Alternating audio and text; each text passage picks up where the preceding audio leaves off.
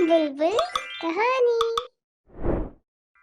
जादुई दरवाज़ा। ये कहानी 3 दोस्तों की है जो गांव से होते हुए शहर की ओर निकल रहे थे। वो तीनों दोस्त रास्ते से चलते हुए शहर की तरफ बढ़ते जा रहे थे। कुछ दूर चलने के बाद सभी काफ़ी थक जाते हैं और वो आपस में तय करते हैं कि यार गर्मी बहुत ज़्यादा है, धूप भी निकला हुआ है, यहाँ हम थोड़ी देर आराम कर लेते हैं। उन तीनों में से सूरज की तेज़ किरणों को देखकर राम बोल उठता है, यार कितनी तेज़ धूप है और अभी बहुत दूर चलना है, और ऊपर से तेज़ धूप के कारण मुझे और चला भी नहीं जा रहा है, और इसी तेज़ धूप के कारण मेरी हालत खराब हो रही है। राम की बात सुनकर उसके मित्र गोविंद कहता है, हाँ तुमने ठीक ही कहा, अब अगर एक कदम भी चले ना तो मैं गिर जाऊंगा, जल्दी ही कहीं बैठने का इंतजाम कर लिया जाए। गोविंद को इस हालत में देखकर राम कहता है, यार इस घने जंगल में कहाँ रहने के लिए जगह मिलेगा।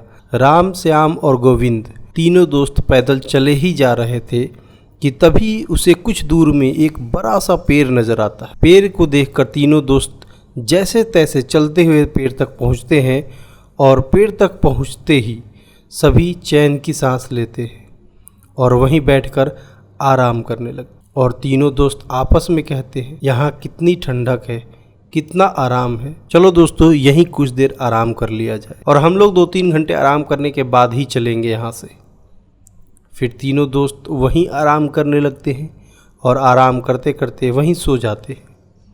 सुबह से शाम हो जाती है और सभी वहीं सोए रहते। थोड़ी देर बाद राम उठता है और सभी को उठाता है। अंगड़ाई लेते हुए श्याम कहता है, यार थोड़ी देर और सोने दो, काफ़ी आनंद आ रहा है। राम तभी श्याम को कहता है, नहीं यार जल्दी से उठो, हमें अब अपने राह में निकलना है, और गोविंद को भी उठाओ जल्दी। राम के बात सुनकर वो उठ जाता है और गोविंद को भी उठाता है। तीनों दोस्त उठते हैं और फिर शहर की तरफ निकल पड़ते हैं। काफ़ी रात हो चुकी थी। श्याम को एक गुफा दिखता है। श्याम गुफा देखकर कहता है सभी को, यार वहाँ देखो एक गुफा है। तब राम जवाब में कहता है, गुफा में हमें क्या करना है, हमें अपनी राह पे चलते रहना चाहिए क्योंकि हमें जल्दी ही अपने मंजिल पे पहुंचना है। तभी गुफा से एक तेज रोशनी आती हुई श्याम को दिखती है। श्याम रोशनी देखकर कहता है, हमें चलकर एक बार देखना चाहिए कि अंदर क्या है। उसके बाद सभी दोस्त उस गुफा की ओर चल देते हैं।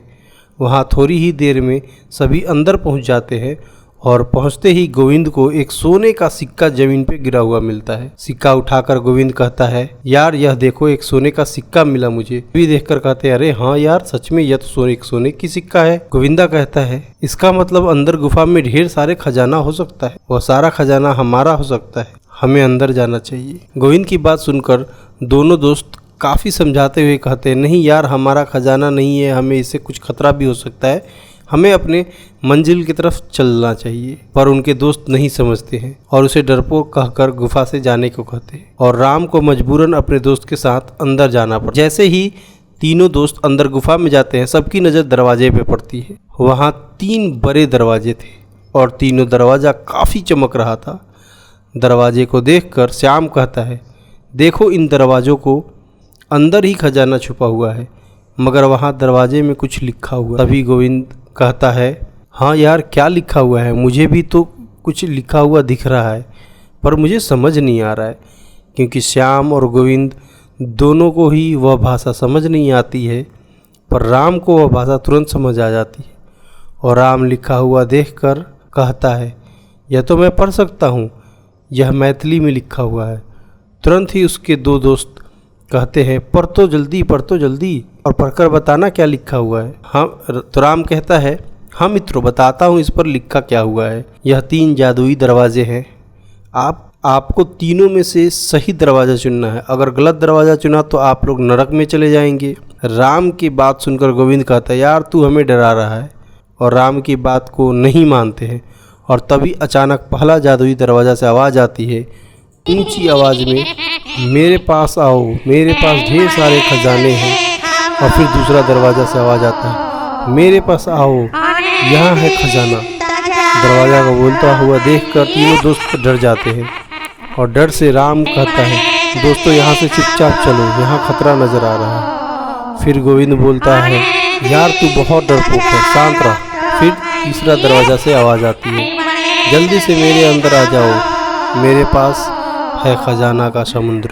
राम फिर से कहता है, यार तो यहाँ खतरा है, अगर गलत दरवाजे में गए तो नरक में चले जाएंगे। इतनी चेतावनी के बाद भी उसके दोस्त राम की बात नहीं सुनते हैं और उस दरवाजे के अंदर चले जाते हैं। राम बाहर चला जाता है और दोनों दोस्त अंदर ही रहते हैं। राम सबका बाहर इंतज़ार करता है। थोड़ी देर बाद गुफा से अचानक तेज़ रोशनी आती है, फिर तुरंत बंद हो जाती है। राम अपने आप से कहता है, रोशनी कैसी थी, मुझे अंदर जाकर देखना चाहिए। राम गुफा के अंदर जाता है, वहाँ उसके दोनों दोस्त नहीं थे। दोनों दोस्त गायब हो चुके थे और वो जादुई दरवाजे भी बंद हो चुके थे।